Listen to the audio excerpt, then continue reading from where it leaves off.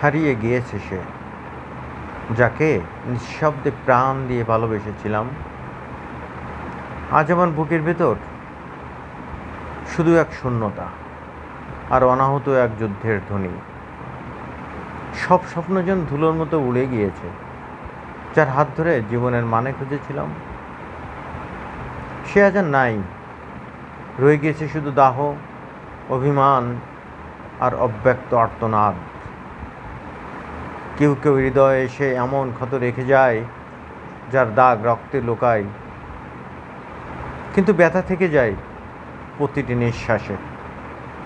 তাকে হারানোটা কেবল একটা মানুষ হারানো নয়, এটা নিজেরই একটা অংশ হারানো, যেটার কখনো ফিরে আসবে না আমার জীবনে। আমি আর চিৎকার করি না, কারণ কান্নাও ক্লান্ত হয়ে গিয়েছে। এখন কেবল নীরবতাই বলে দেয় আমি কতটা ভেঙে গিয়েছি।